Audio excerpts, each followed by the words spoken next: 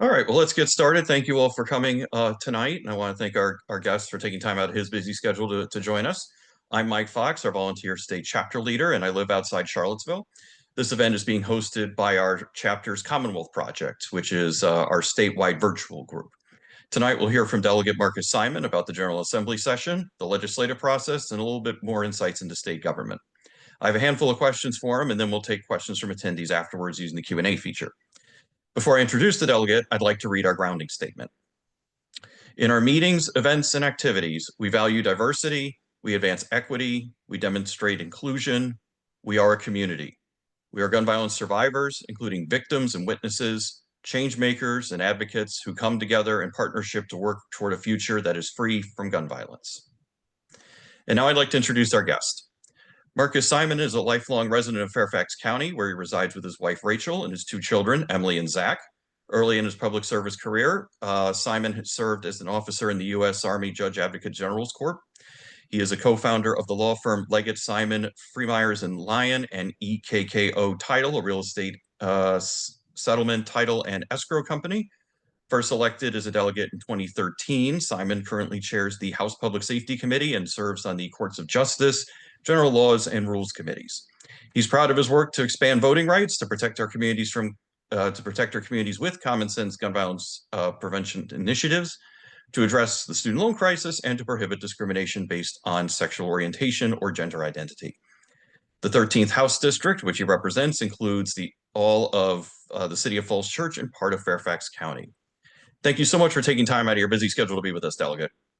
Mike, I'm very happy to be here and happy to join you all, and look forward to an interesting conversation here this evening. Yeah.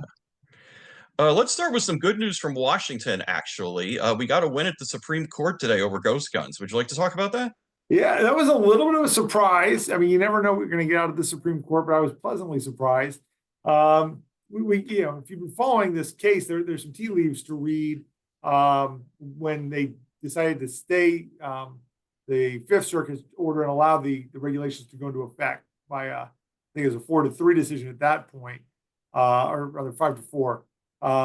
So they did seem to think that there was some doubt that the lower court's decision to invalidate the rules was going to hold up. But 7-2 is a pretty firm, solid majority that says yes.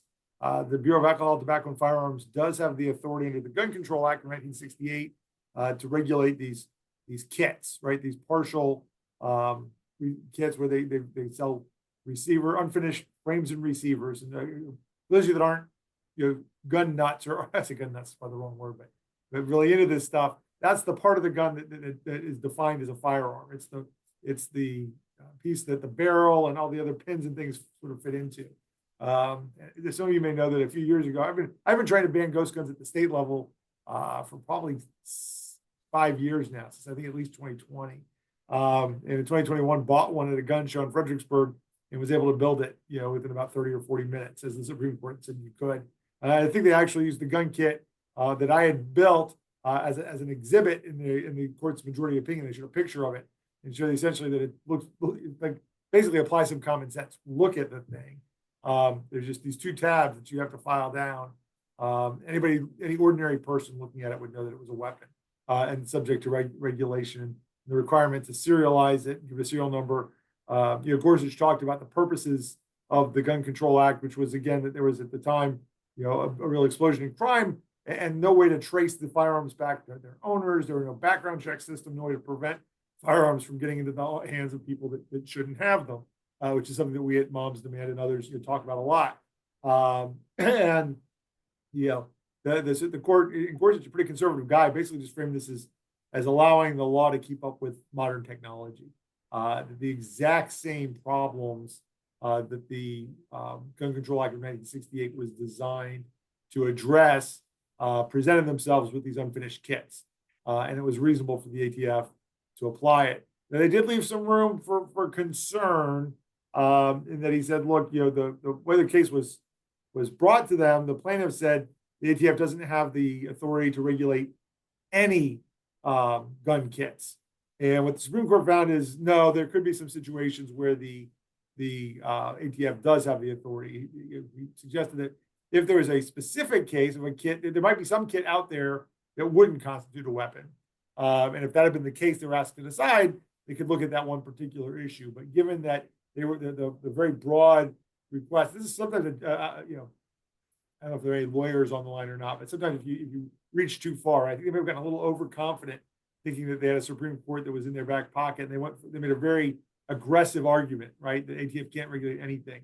And Gorsuch essentially said, not so fast. So good news means the ATF rule holds. Now, the Trump administration now is in charge of the ATF, and they could, he could by executive order, we've seen him do much worse by executive order. He could tell the folks at the ATF, hey, just repeal the rule. Don't even go through the ordinary rulemaking process. Just, hey, we're not doing that anymore. Let's allow these things to become legal, which is why it's really important that we continue to pursue this at the state level. But I do think what's interesting is that there was no suggestion. This was a statutory interpretation case, right? Which is, they were interpreting the reach of the Gun Control Act of 1968. There was not really a constitutional question presented.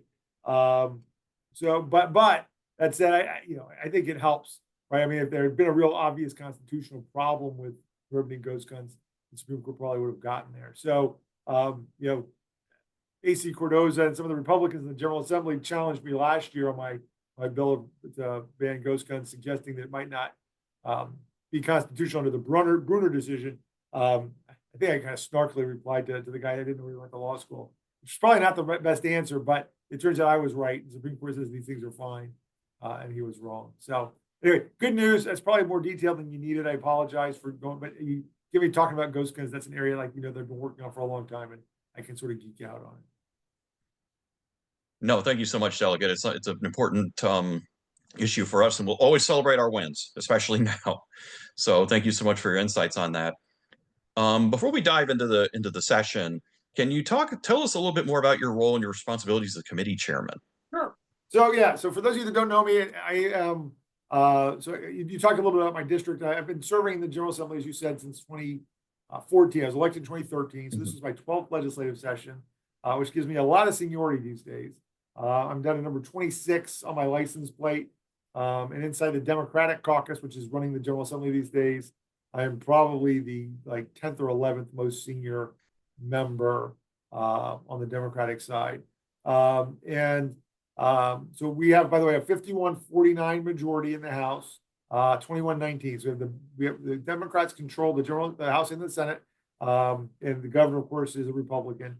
But we have super narrow margins, which limits some of what we can do. And I chair the Public Safety Committee. And in the House, the Public Safety Committee has jurisdiction over firearms legislation. It used to be called Militia, Police, and Public Safety when the Republicans were in charge. And they liked the idea that we had a militia, and that essentially everybody had an inherent right to carry firearms wherever they wanted. That was sort of their baseline. We've taken that language out, and we call it the Public Safety Committee now. And we basically have two subcommittees. One of which deals with police, corrections, jails, parole, your real meaty public safety style agency stuff. And then we have a firearms subcommittee which deals with all the firearms bills. So as chairman of the full committee, I sit ex officio on both of those subcommittees and do spend a lot of time. We had a fairly new member chairing the firearms subcommittee. So he and I worked a lot together to make sure that things went smoothly at the firearms subcommittee. And so all the bills that have to do with firearms come through me first. I'm the gatekeeper as the committee chair. We sort of decide how and when to docket them, whether to send them to the subcommittee or come straight to the full committee, and the timing of all that. So I within some obviously some limits. I can't be too arbitrary and capricious, but I'm a bit of a gatekeeper when it comes to stopping bad stuff from coming through. And then I do my best, obviously, to help make sure that we get the votes we need to pass gun violence prevention bills that we all think are really important. Mm-hmm. For sure, and I'm glad that some of our volunteers are able to speak in the committees this year, whether in person or virtually. So what is your take on the session? The governor acted on the final bills on Monday, and we've got the veto session coming up. What can you tell us? Yeah, so overall, not unexpected. Right, the governor vetoed the vast majority of the really important, meaningful gun violence prevention bills that we introduced both last year and this year. He set records both years with over 150 vetoes. He went over 200 last year after veto session. He has about 154 vetoes this session so far, just outright vetoes. And then there's a number of bills where he's amended. We can talk about some of those. He's amended them in ways that are essentially poison pill amendments, which will give him the opportunity to veto them later. So we're going to see a lot of bills vetoed by the governor. But it's important that we start to make some progress as a legislature. Some of it, in 2020 and 21, we had a trifecta, right, where we had the House, the Senate, and the governor's mansion.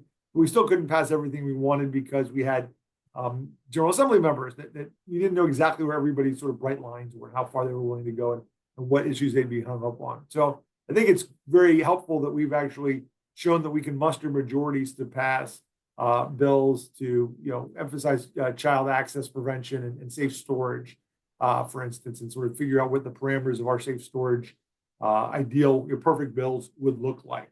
Very important again that we've gotten majority votes for assault weapons bans and limiting the size of magazines in Virginia.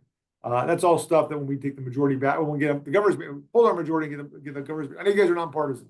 So when we get a gun sense majority and a gun sense governor, let me put it that way, which unfortunately at this moment tends to generally mean Democrats, although not every Democrat is as gun sense as we'd like him to be. We learned that in 2020, 21. But anyway, good session as far as getting a lot of bills through both the House and the Senate and figuring out what everybody can live with in our two chambers, which will help us set the table, I think, for a productive year should we get a gun sense governor.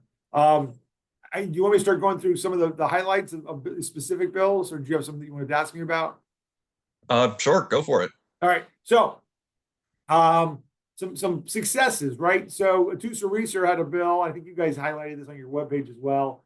That makes it the student health and safety folks in the school system responsible for contacting parents with a student who's in imminent risk of suicide and make sure that they know that they should keep firearms away. So you give firearms and safe storage information to kids that the school has assessed essentially as them being at risk of self-harm. Even the governor, I don't think, could find an issue with that. That passed the General Assembly 140 to nothing, essentially. And so I think that is important. To the extent that we want people to, be able to afford, state-of-the-art gun safes and gun safety devices, we extended our firearm safety device tax credit. And JJ Singh was the patron of that bill. It used to be the credit was only if you bought your device through a licensed firearm dealer. Now you can buy your gun safety device anywhere you want to and still get the tax credit. So I think that's helpful. And then Delegate Reeser had another bill, again, requiring threat assessment teams at school boards to do more parental notification in instances. Two similar bills that she had, both of which were approved on that. Let me see if there's any other good news to report. Oh, the red flag law, which again, a lot of Republicans oppose, but we did do something that seemed to slip under the radar. It had a Republican co-patron in the Senate, which was to allow foreign protective orders to be the basis of a red flag petition, right? So if somebody has and then the same thing with military protective orders. So we added a couple of different flavors of family abuse protective orders to be the basis for a petition to have somebody's firearms temporarily taken away from them through the red flag law. So those are 4 bills out of a whole bunch, I think, that were successful. A couple of things that were sort of on the periphery. Jason Ballard, a Republican out of deep Southwest Virginia, added firearms to a list of terrorist activities or terroristic threats. So right now it's already a crime to threaten to bomb something, burn it, or destroy it. It's also a threat to say, I'm going to show up and shoot the place up. So to the extent that has the word firearms in it, it sort of caught our attention and it expands a little bit of firearm activity. So those are some things, like I said, that were successes. So fairly limited stuff, like common sense stuff that passed unanimously. But again, we don't always get common sense out of the Republicans in Virginia. So again, as you said earlier on, lead with our successes. Some bills that made it through our General Assembly, but were vetoed by the governor. Delegate McClure once again had her bill to require a locking device to be offered for sale with every sale of or transfer of a firearm. So if you steal somebody a firearm, it ought to come with a lock, right? Or a way to make it safe. That passed on party line votes for the most part and was then vetoed. Jennifer Boysko had her bill, which was identical to a bill that I introduced last year. She and I carried companion bills. This year, I didn't introduce it because we have bill limits. So another thing, just as far as background goes, the odd years are short years. So this is a short session, 45 days instead of 60. And in response to the short session, what the General Assembly does, what the House does, we limit ourselves to 15 bills. And so to the extent we had other folks, and we'll see this when we get to ghost guns again, I didn't introduce ghost guns because Senator Ebbin was doing it on the Senate side. So I just saved a couple bill slots by letting these go through each House sequentially instead of concurrently. But anyway, her bill, which prevents, says that you've got to lock your firearm and your ammunition up separately when you have a child or another prohibited user in the house, or somebody who's been prohibited because of their criminal activity. So if you're a felon, violent criminal, or a minor who's not allowed to have access to a gun in your household, then you have to lock your gun that you're allowed to have in a gun separate and apart from the ammunition or the biometric safe. Governor vetoed that bill again after it passed on a pretty close to party line vote again. And then Dave Martin had a bill about secure storage of guns and vehicles. That was vetoed. Dan Helmer and Creed Deeds both had assault weapons bans to ban assault weapons in Virginia, same as what they passed last year. Those were vetoed. Last year, one of the governors, again, one of our bright spots was the governor did pass a bill that banned Glock switches, these automatic switches where you can very quickly, with a little 3D printed device, convert a regular pistol into something that's capable of near automatic weapons style fire. The bills were just tracked what was already illegal under federal law. This year, Delegate Jones and Senator Perry put in bills to actually be a little, to try and expand that definition, because the definition turns out was fairly narrow and only applied to a certain kind of a device. It wasn't made it pretty easy for criminals to just change the kind of device they were using. And we thought we might have some of the same success, but for whatever reason this year, Republicans convinced the governor this was a bad idea. And so they voted against it and he vetoed it. Let's see what else I wanted to talk about as far as those are sort of the child access bills, the dangerous weapons. We also had a bill, Del McClure and Russet Perry again had a bill to close what we call the boyfriend loophole. So right now it's a crime to possess a firearm after being convicted of domestic violence. But domestic violence doesn't always include intimate partners that you're not related to, you're not married to. And so this bill would have expanded the definition of intimate partner and included more prohibited persons. And that bill came through on it. We picked up a couple of Republican votes on this one. I think this one was harder no for some of the Republicans, but the governor vetoed it. I don't expect that we'll have enough votes to override that veto next week either. Similar theme rather. Delegate Bennett Parker and Senator Favola both introduced a bill that makes it a prohibition to transfer your limits, rather, who you can transfer your firearm to if you're a prohibited person. So in other words, you can't essentially get around so if you're convicted of domestic violence, for instance, and you have your firearms rights taken away, or somebody gets a red flag law against you, you can't just give the guns to your wife. Oh, they're my wife's guns now, or they're my brother's guns now. It would restrict what you could do with those and make sure that folks that had their gun rights taken away really didn't have easy access to their firearms. That bill was vetoed. Kathy Tran had a bill that would have included, that would have banned people who convicted of hate crimes from possessing a firearm for 5 years after their conviction. For whatever reason, the governor didn't think that should pass and vetoed that one as well. We had bills that would have kept guns off of campuses. UVA in particular was looking to be able to enforce a campus ban on firearms locally and have campus police do that. She and Creed Deeds had that bill killed. Phil Hernandez, this is the one that just knocks my socks off. Phil Hernandez introduced a bill that says that you ought to be able to exclude firearms from mental hospitals. Okay, the people coming in for mental health care ought not be allowed to bring their firearms with them. This all the bill does is allow hospitals to say, no, look, hospitals, particularly mental health wards, are no-go zones for firearms, period. That was, again, a fairly party line vote and was vetoed by the governor. Phil Hernandez and Senator Julian Graves had that bill as well. Senator Eben had a bill that he and I have carried together in the past, which would have, right now in parts of Northern Virginia, we have laws against, local laws against carrying assault weapons in public. So you can't walk down Broad Street in Falls Church with an AR-15 slung across your back. Not every city can do that. Not every locality has the authority to do that. This bill would have allowed every locality, if they wanted to restrict where you could carry assault weapons. That bill was vetoed. So those are the big votes that were killed. There are a couple of interesting bills that were neither signed nor vetoed, but the governor's amended that I'll mention, and then I'll throw it open to questions from you all because I've been talking at you here a little bit.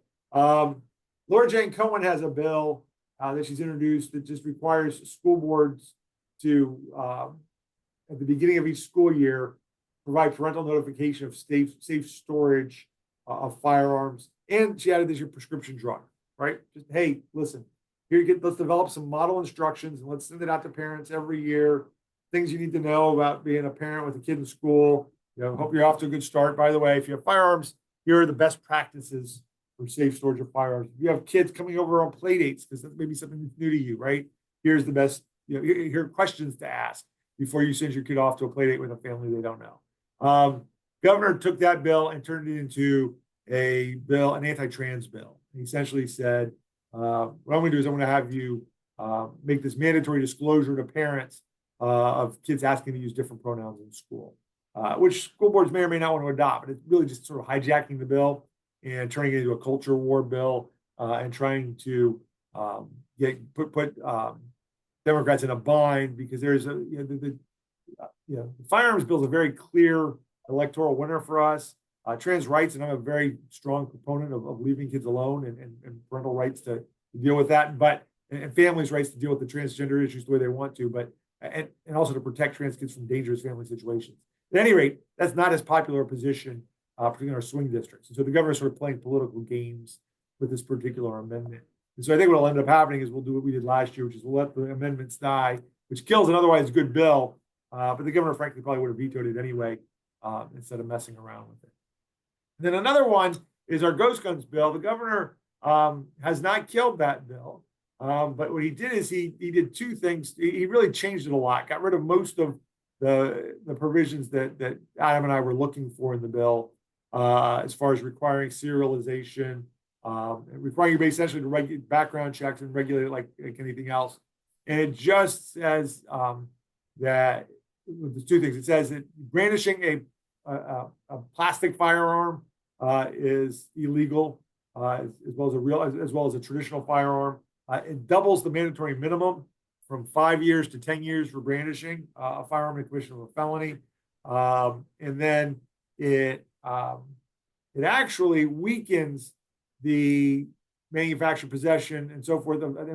It defines plastic firearm, just to be clear. We're not talking about squirt guns. We're not talking about toy guns or dart guns or even paintball guns. We're talking about guns that are made of polymers and other plastics that are designed to evade metal detectors, right? So they have so little metal content in them that you can get them through metal detectors. If anybody saw the Netflix movie, I can't remember the name of it, the guy in the airport had one of those.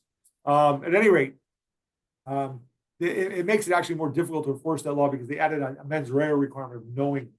So now right now it's illegal to manufacture, transport, import, or possess a plastic firearm that's built in a way to evade metal detectors. He would have had the word knowingly, so you would have had to know that you were manufacturing something that was plastic. That you probably could prove, but the possession of it, you'd have to know that it was illegal gun. You'd have to know that it was going to be illegal before you imported it. So it actually makes it more difficult to enforce the existing law that we have, and it plays some political games because they know that many of us Democrats don't believe in mandatory minimums. Even for firearms crimes, we like to give some just discretion to judges in how to enforce the laws. And so it was a sort of a double whammy. One, it weakens the existing law, and two, it puts a poison pill, makes it hard for Democrats to vote for. So I haven't spoken to Senator Eben about it. I don't know exactly when. I know that he had a similar amendment put on his bill last year, and he decided not to move forward with the amendment, and the governor ultimately vetoed the bill. So those are sort of the that's, I say the highlights. That's pretty fairly comprehensive list. I know I've been sort of talking along here a bit, but that's the sort of the lay of the land. Not quite as many by the numbers as we did last year, but roughly, I think we covered all the same subjects, right? We wanted to make sure that we had safe storage and child access, bills that we put through. We wanted to make sure we were keeping dangerous kinds of weapons like assault weapons and ghost guns off the streets. We wanted to make sure we had bills to address domestic and workplace violence, and then certain sensitive location bills that we wanted to make sure we got through. So we got all those bases covered. It was slightly fewer bills this time around, again, mostly because of the bill limits and the desire to sort of consolidate some of those. I do see that there's a question in the Q&A from Petra. Petri, I'm sorry if I'm mispronouncing your name. And actually, these are rhetorical questions or not. I think you can sort of be the judge yourselves. The question is, I don't know if everybody can see these or not, but Burke Fairfax mom is very angry at the governor for taking a gun safety bill and turning it into an anti-trans bill. Is cruelty the point? Certainly seems that way, doesn't it? And was he trying to score points with the anti-trans community or trying to make a point to Delegate Cohen? I mean, I think it's really interesting. We had a couple of parental notification, school notification bills. Delegate Reeser had some. Didn't mess with those. Delegate Cohen, who many of you may know, has a non-binary, gender fluid child in her family, and somebody who identifies as trans. That's the bill that the governor chose to play this kind of a game with. It really does feel personal, right? When you do things like that to make a point. So yeah, again, I know you guys are a nonpartisan group, but it's hard to avoid drawing some of these conclusions. Yeah, when I first saw the amendment to that, I think he should have just vetoed it. Like, if he didn't want the bill, he should have just vetoed it. So, man, it's a shame. I'm going to drop in the chat for everyone our press release from today from Moms Demand Action, Students Demand Action about the session and some of the bills that we support that were signed into law. But many of them are the ones that Delegate Simon had talked about. Let's see. If anyone has any other questions, the floor is yours. And I have some more for the delegate if no one's able to chime in.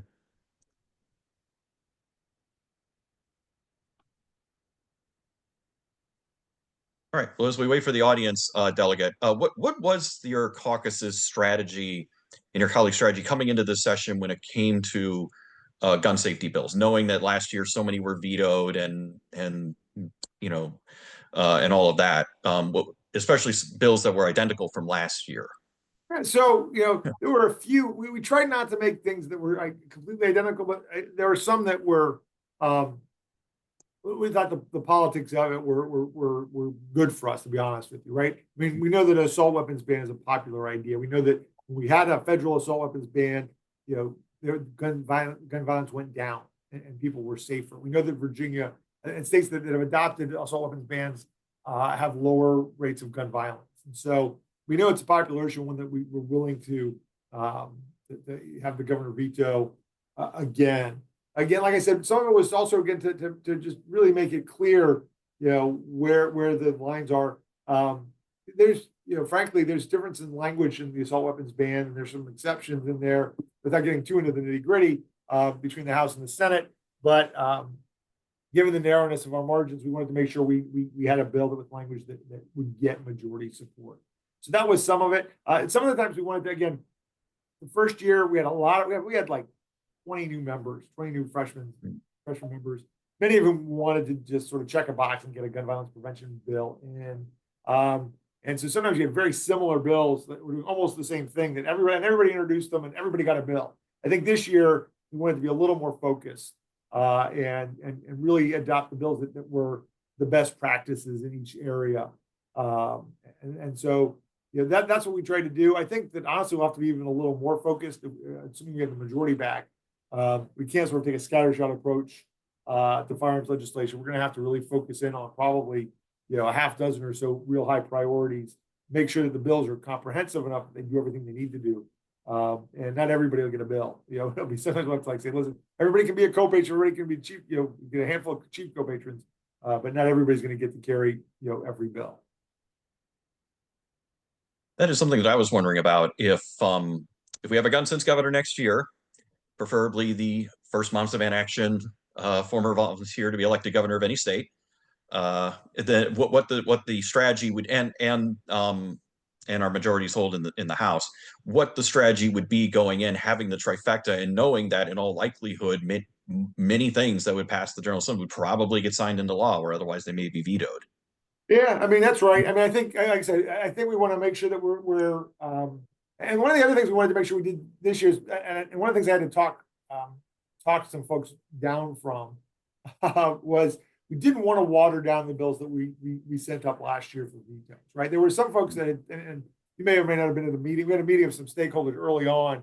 And I think one of the senators said, "Hey, I'm working with to try and working with the governor's office to try and see if I can't overcome his objections and get a bill that he's going to sign." I'm like, look, Senator, there's nothing wrong with your bill. Your bill is fine.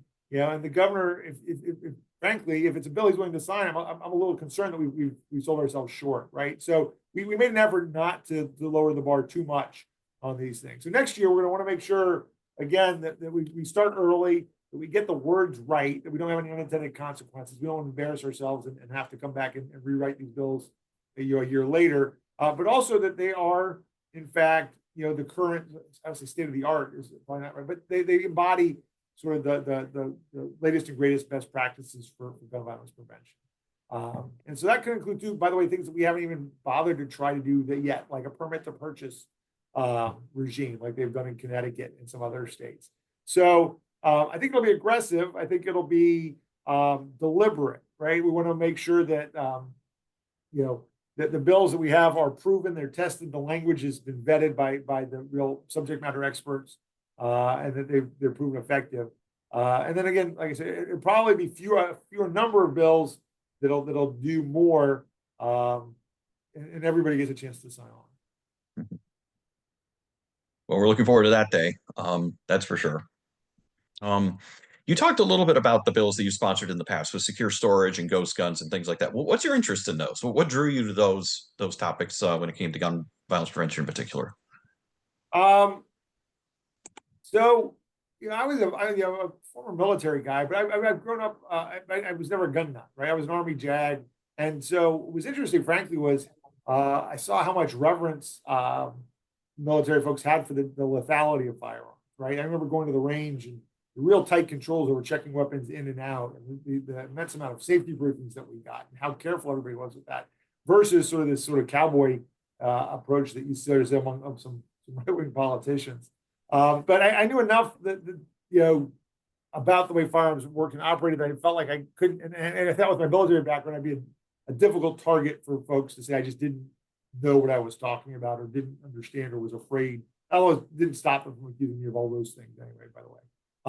But it's just something that mattered, and it matters to my community as well. I mean, it's been, when I worked for Kate Hanley, I worked for Kate Hanley when she was chairman of the board of supervisors, and worked with her through the issue of trying to get authority for Fairfax County to prohibit firearms in the government center boardroom itself. I mean, we could not prevent people from coming on these really contentious budget hearings from showing up with a gun on their hip in Fairfax.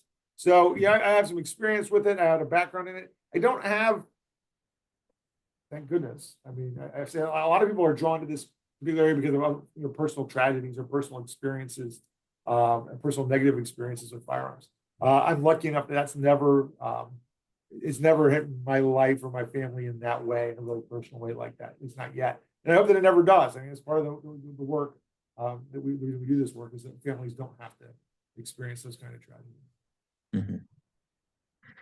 I was asked in an interview about in a media interview about, well, there certain gun lobbyists and people like that who say that the bills we support are unconstitutional or they affect law-abiding gunners or something like that. And I mentioned that so many of our bills in the General Assembly are not only supported but sponsored by gun owners, veterans, and folks like that. So, they clearly don't think that there's anything wrong with those.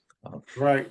Yeah. Well, and again, like I said, these things are passing muster, but it's important work, and I'm happy to be able to do it. I do see it looks like Diane asked if there was a possibility that anything the governor vetoed will be challenged with a 2/3 vote from the majority. I don't see a path to 2/3 for any of these bills. Most of the bills they initially passed on party line votes.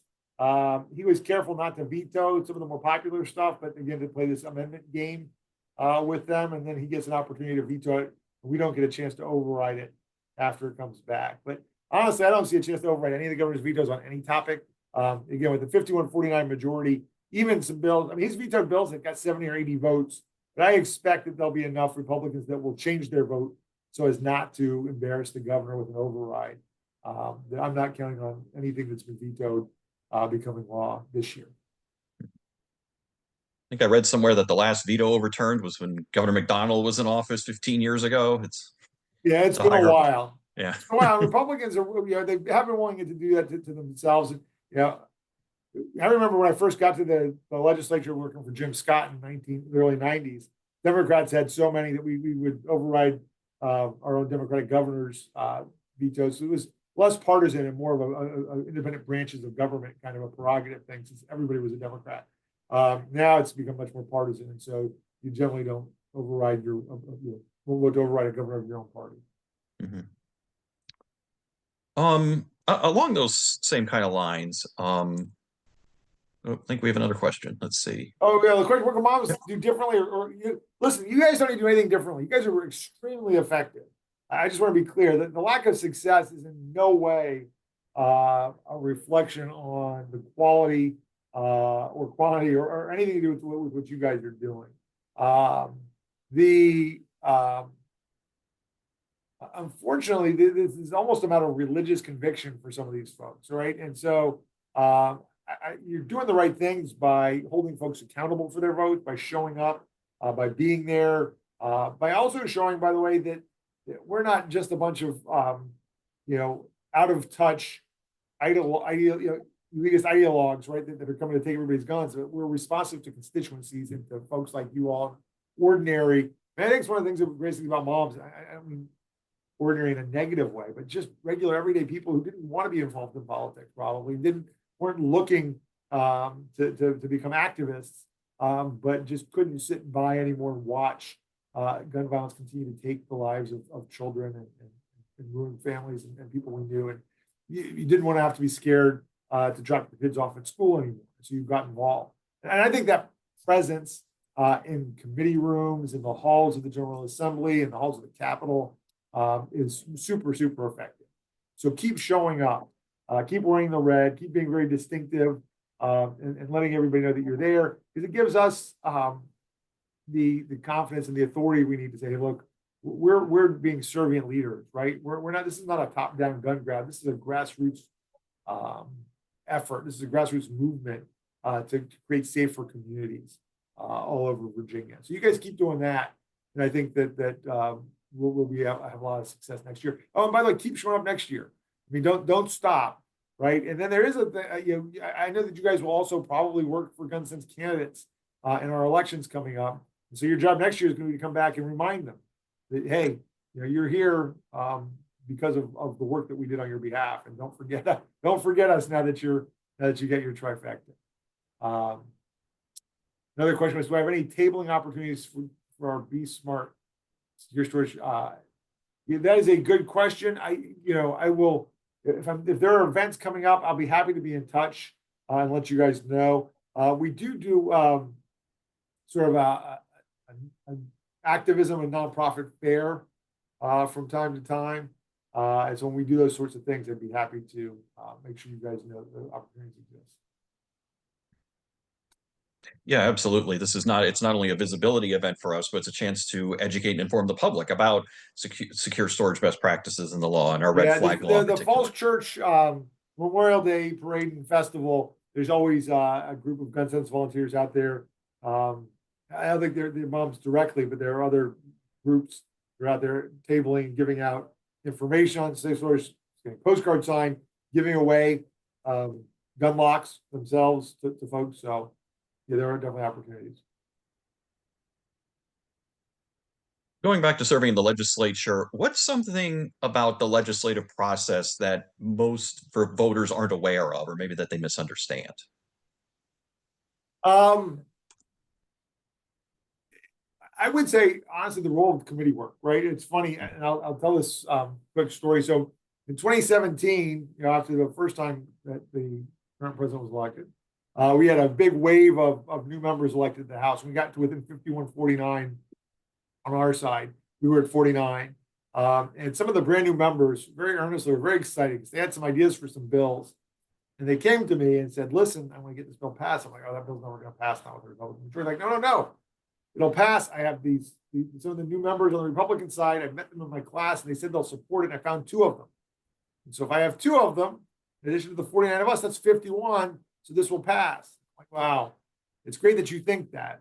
Unfortunately, not everything gets to a vote on the floor, and a lot of stuff happens at the committee level. So even stuff that might have majority support, it never makes it through the right. If you get sent to the wrong subcommittee or the wrong committee or the right committee, depending on how you look at it, those things don't happen. So I think a lot of people are surprised. Like, hey, wait a second, I can count noses. I count 51 people that support this policy. How come we can't make any progress on it?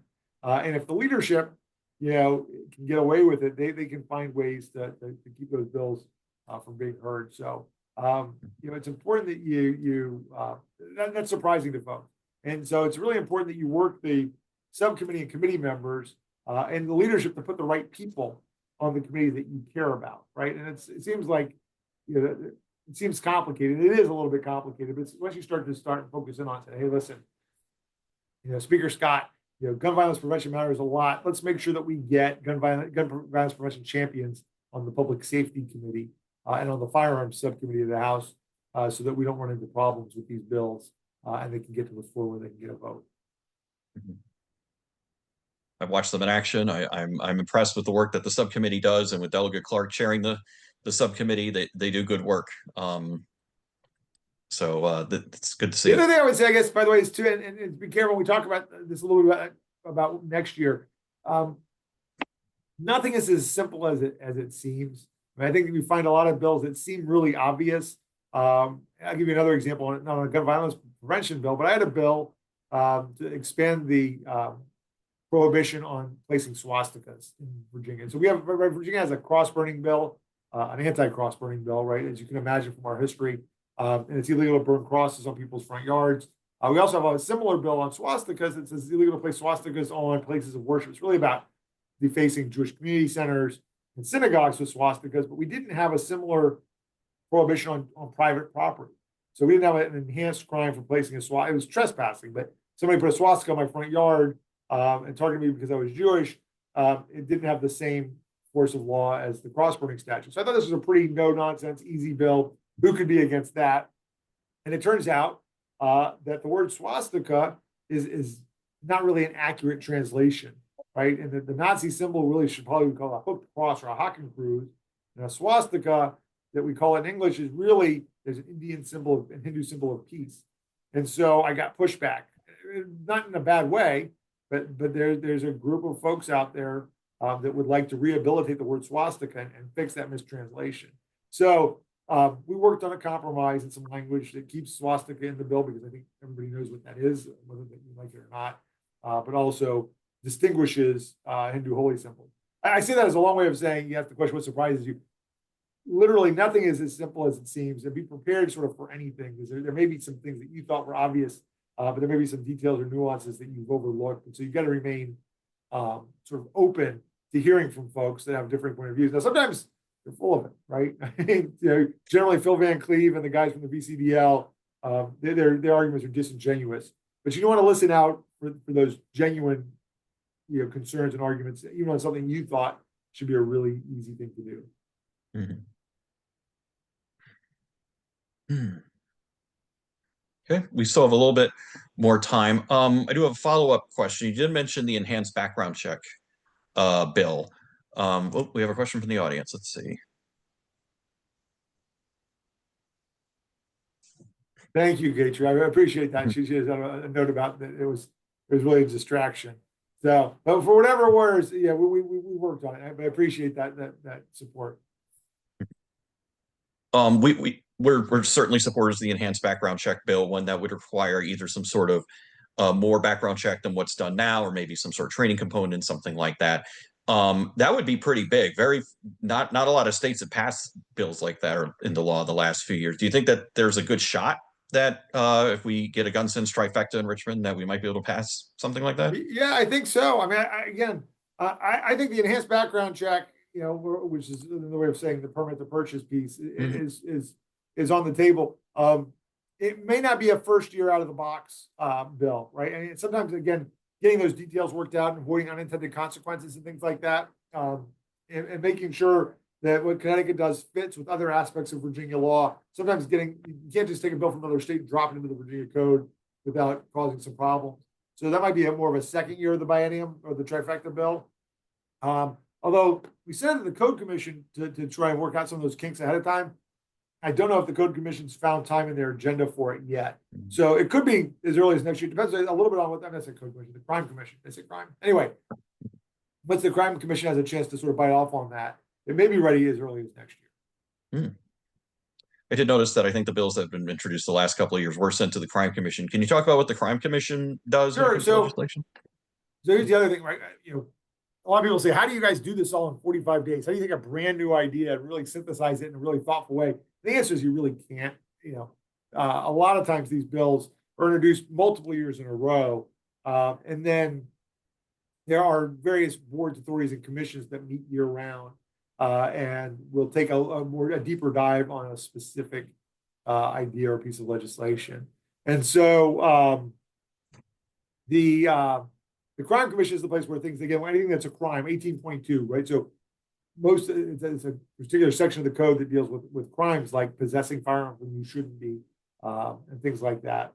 And so that's where a lot of those bills are sent for deeper study with a smaller group of people, and where we can also bring in outside expertise. An example of a bill like that, not gun violence prevention related, but they had a bill to I've been putting in for 12 sessions to prohibit the personal use of campaign funds. Another one that sounds like a no-brainer, it turned out to be a lot more complicated than I thought. We had a special commission on campaign finance reform look at that, for a few years. So sometimes it takes, hopefully this won't, I don't mean to suggest that these will take 13 or 14 years to pass, but sometimes it's good to send them to one of these specialty commissions, get some expertise. And then also that usually helps melt away some of the opposition to this is half-baked or isn't really fully thought through. Gives us a chance to hear the objections and respond to them. Yeah, they say you're a part-time legislature, but legislating is a full-time job, I'm Well, sure. it's funny. I was speaking to the Virginia Trial Lawyers Association last weekend, and Ryan McDougall was talking about how when he first started, it was a lot different. Things have changed over 20 years. I think Scott Serbo and I both point out, well, that's because you were a freshman in the minority. When you're a freshman legislator in the minority, it is very part-time. You don't have a lot to do. So one of the things, be careful what you ask for. Like, now as a freshman, like, oh God, I can't wait till I have some more seniority. I wait till I'm chairing a committee. I can't wait till I have a lot more responsibility and authority, right? And a bigger voice in the legislature. And what you find out is with that authority, it comes a lot of responsibility, and there's a lot of off-session meetings. I chair the Code Commission. I chair the FOIA Council. I'm on I'm on the Joint Legislative Audit Review Commission, which is another place that we send bills that need significant study and work to do things. So be careful what you ask for is really a good warning for legislators, because once you start to get it all, it can become a little bit overwhelming. My law practice has suffered some as a result, but like I said, I'm a volunteer. I put myself out here for it, so I'm not complaining. All right. Just a reminder, folks, if you want to use the Q&A to ask any questions. I think I just have one more question Sure. for the night. Yeah, thank you so much again, Delegate, for your time. You talked about having us show up, and we're certainly going to show up in the General Assembly building, in the Capitol, in committees, either in person or virtually. We have what we call Minute Moms, which are volunteers who are able to hop onto the committees and be able to speak to our bills and all that. What are some other ways for volunteers to engage their their lawmakers, their delegates and state senators throughout the year. Sure. That So, they're we probably all the have most these effective. post-session town halls, right? And so, I mean, you may have seen these issues at the big federal town halls and congressmen refusing to do them. But, we at the local level have local town halls, get-togethers, coffees, anything that's going on. I mean, those are great things to show up for in your red shirt. We Democrats love to see you there, and we love to get pictures with you guys at events. Some of them are, sometimes they're fundraisers, but sometimes even if they're fundraisers, we'll comp a number of Moms Demand volunteers, just so you guys can be there and participate. The canvassing, I mean, this is a campaign year, right? So in addition to showing up, if there are gun sense candidates, you have a desire or ability to go door to door and stick literature and pamphlets in people's hands and their doorknobs. We're happy to have you guys help do that. Phone calls, postcards, email campaigns, it all matters, right? No one thing's going to do it, but it creates a lot of it all together, creates a sense of momentum and lets us know that you guys are serious and committed to it. All right. Was there anything else, Delegate, you want to talk about that maybe I missed or want to expand upon? No, listen, I just want to thank you guys again for the work that you do. It makes our jobs a lot easier. It makes it a lot easier for us, as I was saying earlier, to be gun sense champions, to know that you have our backs and that we are representing you all. I really I feel lucky to represent the Falls Church in Northern Virginia area. I don't have to triangulate it all, as I tell people. I don't have to worry that my values and my district may not always align. And so I really appreciate it and appreciate all that you guys do. So, and with that, I do have to run because I am also interviewing judges as one of my other jobs, and we have a vacancy in the Supreme Court we're trying to fill next week. So, but I've been really great to be able to spend this time with you, but it'll help me get to my other thing. If I can, sorry, there weren't more questions. If I can jump off like 4 or 5 minutes early, it makes my transition easier. So, No, go for it. Thank you so much, Delegate, for your time and your leadership. Thank you, everyone, for being on tonight. Great to see you all. And I look forward to see you all in person in your red shirts anytime, all over the place. We'll be there. Take care, everybody. Have a good night. Bye.